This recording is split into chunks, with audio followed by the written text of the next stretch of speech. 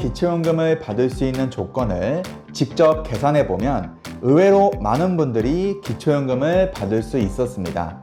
기초연금이 나와 상관없다는 생각은 큰 오해일 수 있습니다.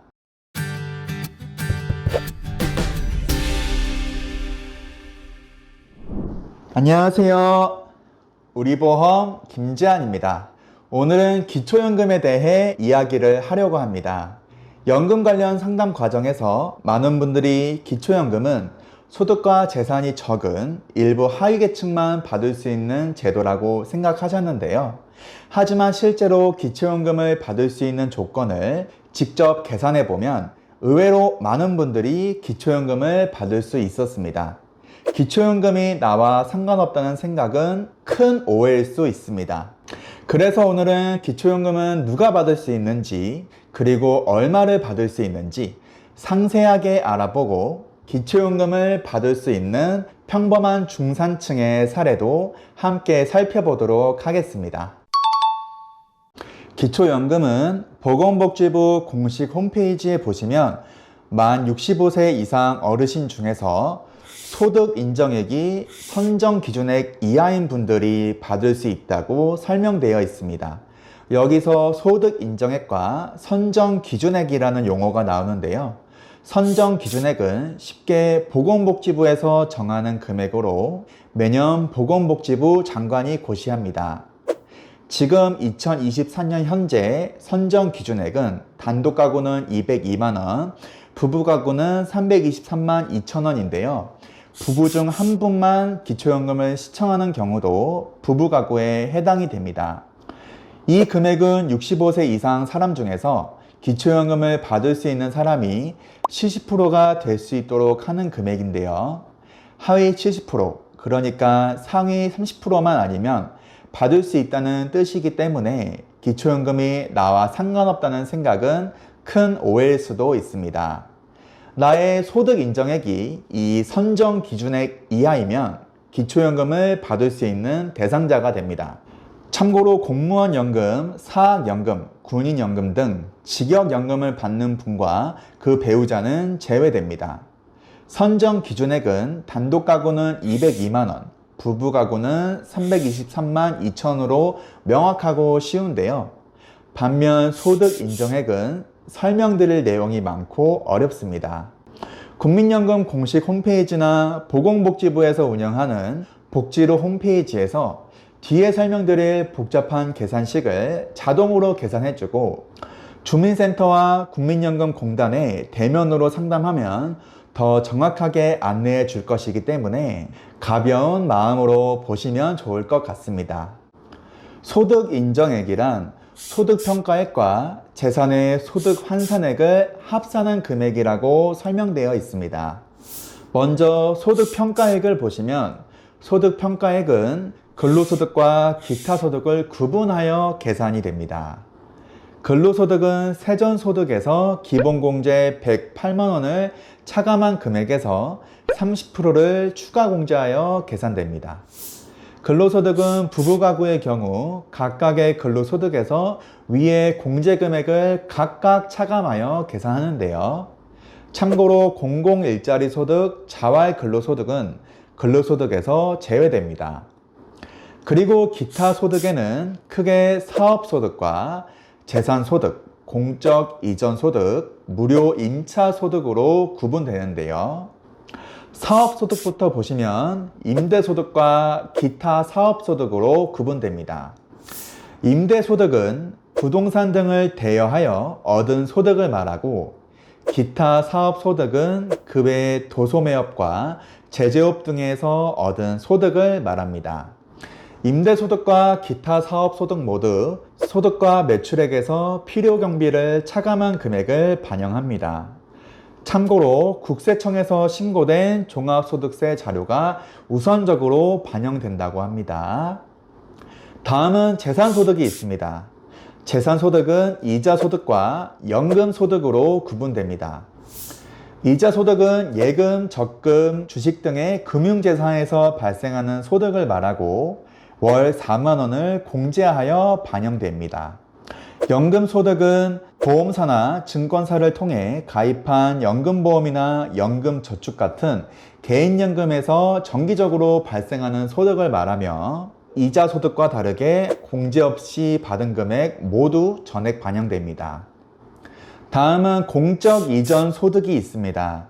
공적 이전 소득이란 국민연금이나 공무원연금 등 각종 법령에 의해서 정기적으로 지급되는 소득을 말하며 이 소득도 연금 소득같이 공제 없이 받은 금액 모두 반영됩니다. 연금 소득과 공적 이전 소득같이 정기적으로 지급받는 소득은 노후 생활을 안정적이게 하는 역할을 합니다. 그래서 불안정한 어르신께 드리는 기초연금의 성격과는 반대이기 때문에 공제 없이 100% 전액 반영되는 것이라고 볼 수 있습니다. 마지막으로 무료 임차 소득이 있는데요. 무료 임차 소득이란 자녀 소유의 시가표준액 6억 이상의 고가주택에 거주할 경우 월세에 상응하여 소득으로 보는 것을 말합니다.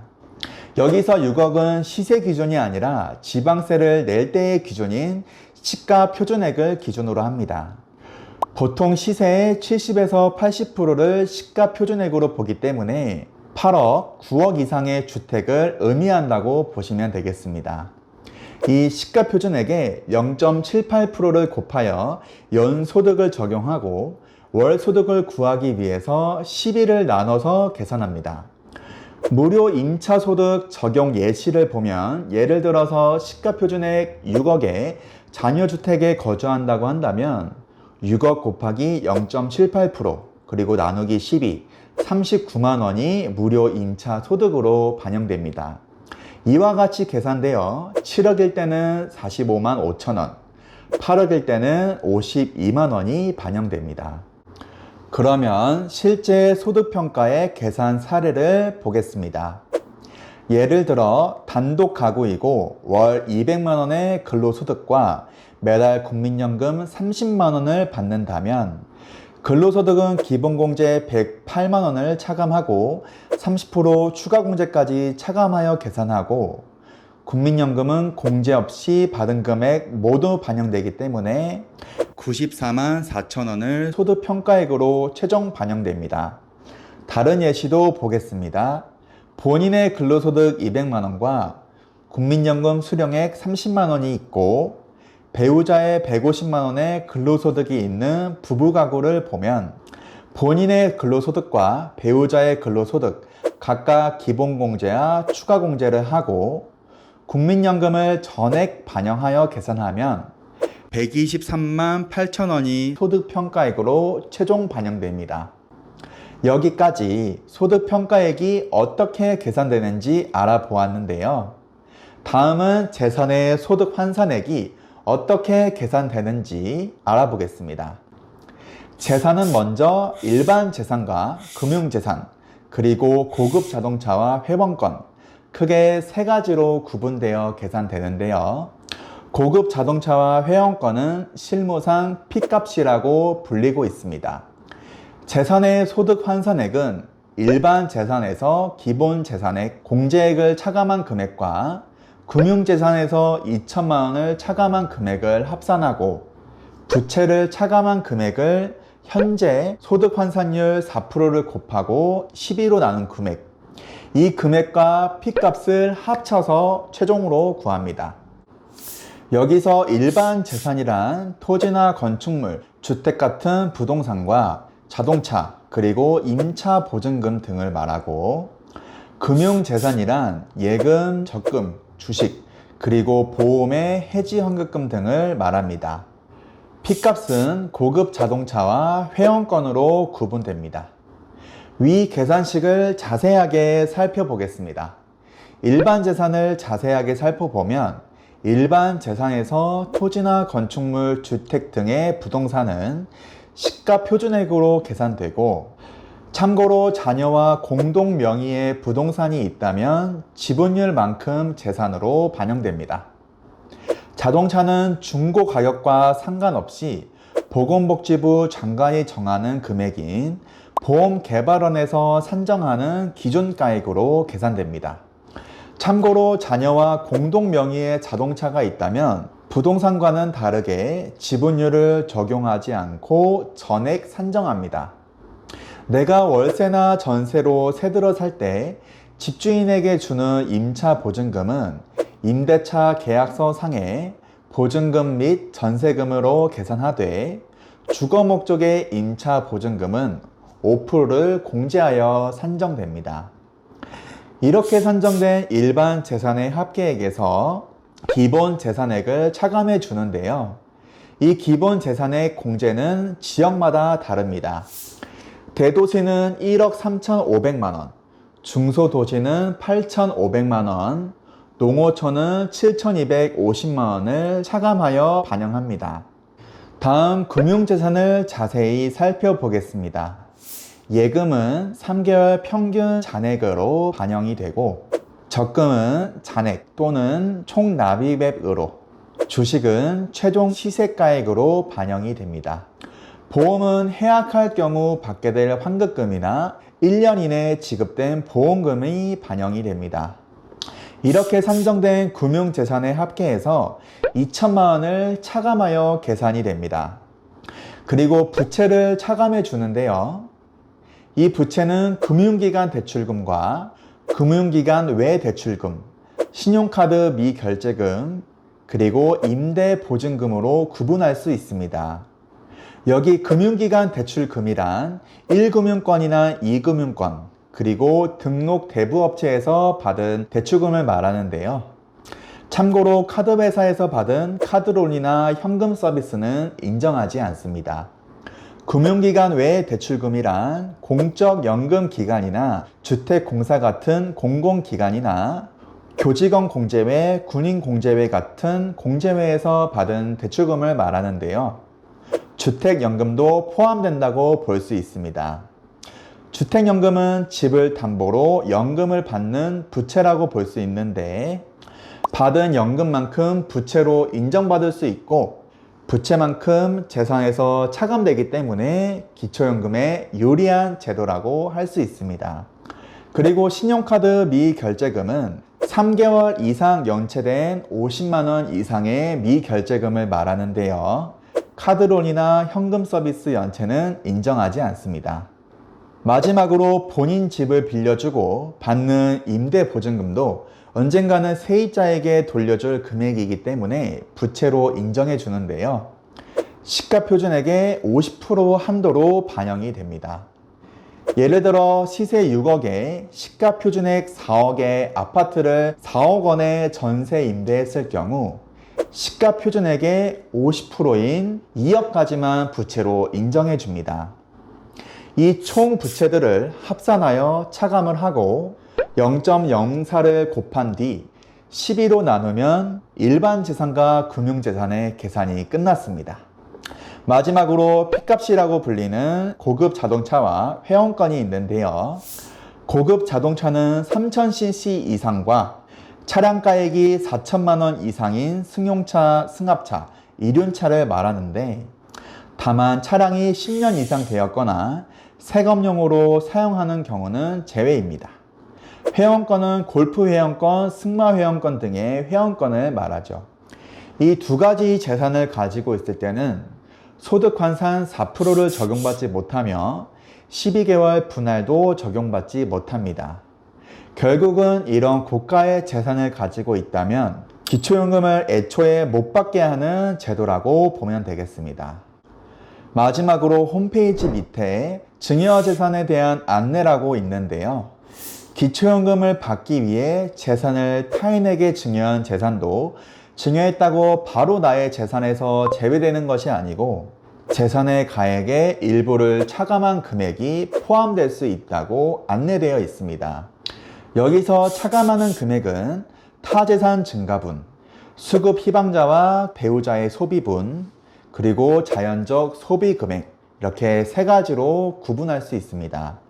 타재산 증가분은 다른 재산을 구입할 때 사용된 금액이나 부채 상환에 사용된 금액을 말하고, 수급 희망자와 배우자의 소비분은 의료비나 장례비 같이 소비한 금액을 말합니다.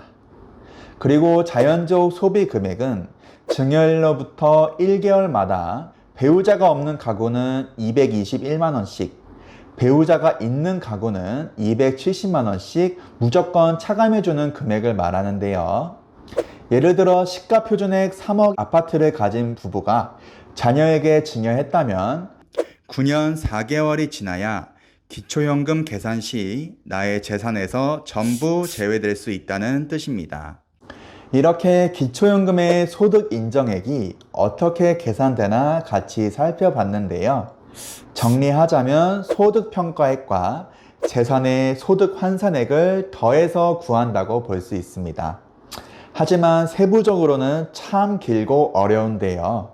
다행히도 이 복잡한 계산을 앞서 말씀드린 것처럼 국민연금이나 복지로 공식 홈페이지에서 자동으로 계산해 주고 있습니다. 그래서 복지로 공식 홈페이지를 통해 기초연금을 받을 수 있는 평범한 중상층의 사례를 같이 알아보려고 합니다.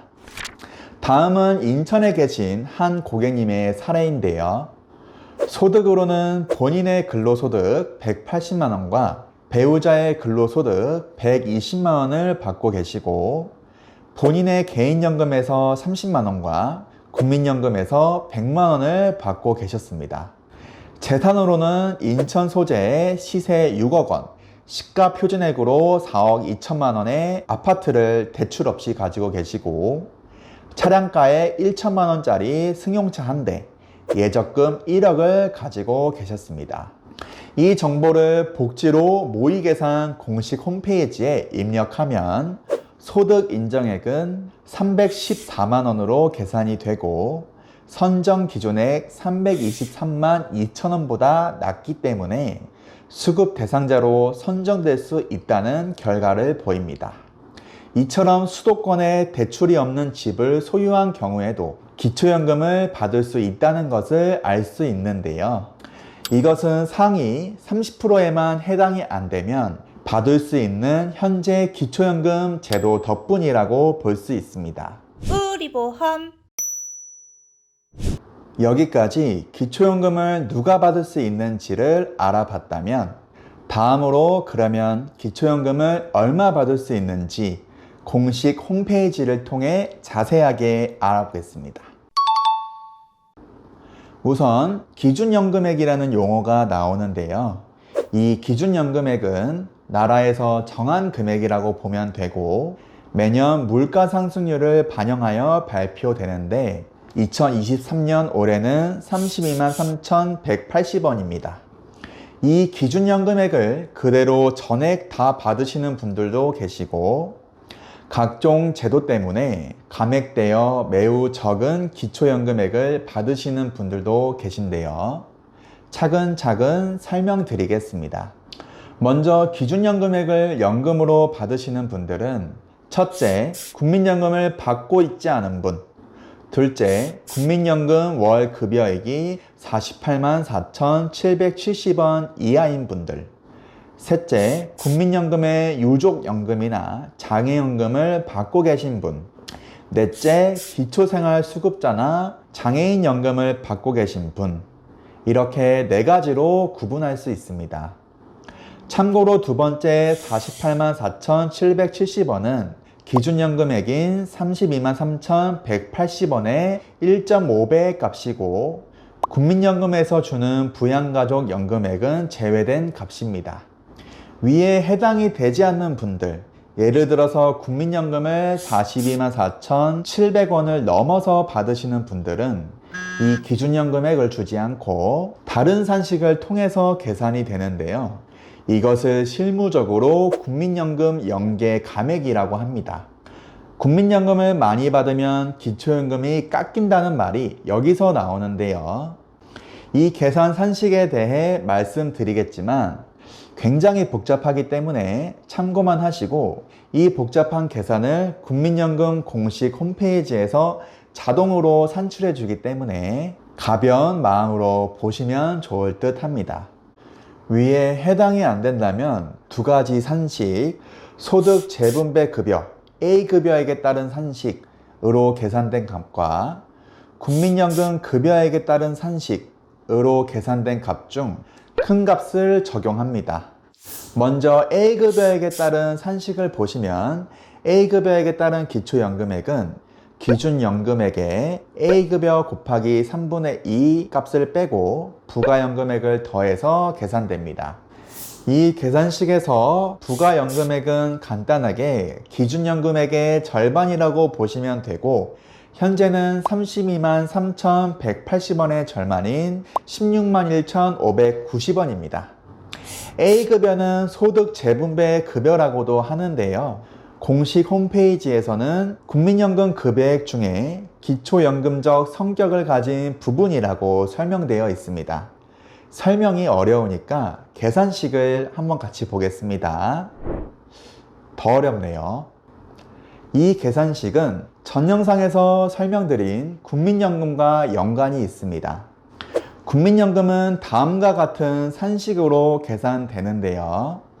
여기 소득 대체율 상수가 A급여의 산정 방법에 적혀 있는 국민연금 가입기간별 비례 상수라고 볼 수 있고, A값이 국민연금 제51조 제1항 1호에 따른 금액, 이 금액이라고 보면 되겠습니다.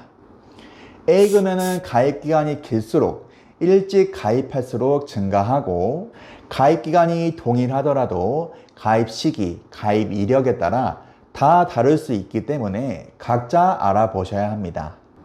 다음 국민연금 급여액에 따른 기초연금액을 보시면, 국민연금 급여액에 따른 기초연금액은 기준연금액의 250%에서 국민연금 급여액 등을 빼서 계산됩니다. 이 계산식에서 기준연금액은 현재 32만 3,180원이니까 기준연금액의 2.5배인 80만 7,950원이고, 국민연금 급여액 등은 국민연금에서 받을 수 있는 연금액이라고 보시면 되겠습니다. 참고로 부양가족 연금액을 제외한 금액을 말합니다. 예를 들어서 설명드리면, 국민연금을 월 65만원 받고 있고 A급여가 36만원이라고 가정하면 A급여의 산식에 의한 값은 24만 4,770원이고 국민연금 급여의 산식에 의한 값은 15만 7,950원이 됩니다. 둘 중 비교하여 더 큰 24만 4,770원이 기초연금액이 됩니다. 국민연금을 얼마 받으면 기초연금은 어느 정도 깎이는지는 이 복잡한 산식 때문에 정확하게 말씀드리기는 어려우나, 공영방송 공식 유튜브에서 소개된 기준표를 참고하시면 도움이 되실 듯 합니다. 참고로 개인마다 가입 기간이나 납입 금액 등에 따라 감액 기간은 다 다르기 때문에 조금의 차이가 있을 수 있다고 합니다. 그리고 이 국민연금 연계 감액은 최대 50%까지 감액될 수 있습니다. 자, 이렇게 기초연금액이 결정되었다면 이 금액을 그대로 받는 것이 아닌 두 가지 감액 제도를 거쳐서 최종적인 기초연금 급여액이 산정됩니다. 산 넘어 산인데요. 감액 제도에는 부부 감액과 소득 역전 방지 감액이 있습니다. 그래도 국민연금 연계 감액보다는 산식이 훨씬 간단합니다. 부부 감액은 단독 가구와 부부 가구 간 형평성을 위해 부부가 모두 기초연금을 받는 경우 각각 산정된 기초연금의 20%를 감액하는 제도입니다. 예를 들어 설명드리면, A부부 모두 기초연금 산정액이 각각 32만원이라면 32만원에서 20% 감액된 25만 6천원을 받게 되고, A부부 합산 51만 2천원을 받게 됩니다. 소득 역전 방지 감액은 기초연금을 받는 사람과 못 받는 사람 간의 형평성을 위해 소득 인정액과 기초연금을 합한 금액과 선정 기준액 차이만큼 감액되는 제도라고 설명되어 있습니다. 설명이 어려우니 앞선 예시로 소득 역전 방지 감액을 이어서 설명드리겠습니다. A부분은 소득 인정액 320만원으로 선정 기준액 2023년 부부가구 기준 323만 2천보다 적기 때문에 기초연금을 받게 되고, B 부부는 소득 인정액이 330만 원으로 선정 기준액보다 많아서 탈락하게 되었다고 가정해 보겠습니다. A 부부는 B 부부와 소득 10만 원 차이인데 기초연금액 51만 2천 원을 전부 받게 되면 B 부부 입장에서는 매우 불공정할 것입니다. 그래서 A 부부는 소득 인정액과 기초연금액을 합한 금액과 선정 기준액 차이만큼 소득 역전 방지 감액을 하게 됩니다. 참고로 이렇게 모든 감액 제도를 다 거쳐서 산출된 연금액은 단독 가구와 부부 가구이지만 한 명만 받는 1인 수급 가구는 기준 연금액의 10%를, 부부 2인 수급 가구는 20%를 최저 연금액으로 지급하고 있습니다. 그래서 A 부부는 기준 연금액의 20%, 최저 연금액인 64,600원을 받게 됩니다. 여기까지 기초연금을 얼마 받을 수 있는지도 각종 감액 제도와 함께 상세하게 설명을 드렸는데요. 정리하자면 기준연금의 기준으로 국민연금을 48만 4,770원 이상 받게 되면 국민연금 연계 감액을 받고, 그리고 부부 감액과 소득 역전 방지 감액을 통해 최종 기초연금 수급액이 결정된다고 볼 수 있습니다. 여기까지 기초연금을 얼마 받을 수 있는지도 같이 알아봤는데요. 다음은 기초연금과 관련해서 가지고 계실 국민연금에 대한 고민에 대해서 저의 생각을 전달하려고 합니다. 앞서 설명드린 대로 국민연금은 기초연금 수급 조건인 소득 인정액을 계산할 때 공제 없이 전액 반영되기 때문에 불리하고, 국민연금을 많이 받으면 국민연금 연계 감액이 적용되어 기초연금이 깎일 수 있습니다. 국민연금이 기초연금에 큰 영향을 준다는 것을 알 수 있는데요. 그래서 많은 분들이 기초연금을 못 받을까봐, 그리고 적게 받을까봐 국민연금을 많이 받을 수 있는 추납제도를 활용하는 것을 망설이시거나, 국민연금을 적게 받기 위해 원래 받는 나이보다 일찍 당겨서 조기에 받는 등 여러 가지 고민에 빠지신 분들도 계실 거라고 생각합니다. 하지만 기초연금은 나라에서 무상으로 주는 공공부조라고 볼 수 있고, 국민연금은 사회부조의 성격이 있지만 결국 내가 보험료를 내고 연금을 받는 사회보험 제도라고 볼 수 있습니다. 이 공공부조인 기초연금은 정권이 바뀌고 제도가 바뀌면서 언제든지 변경될 수 있다고 생각하고, 하지만 사회보험인 국민연금은 국민이 낸 보험료가 있는 보험의 성격이 있기 때문에 함부로 변경될 수 없다고 생각합니다.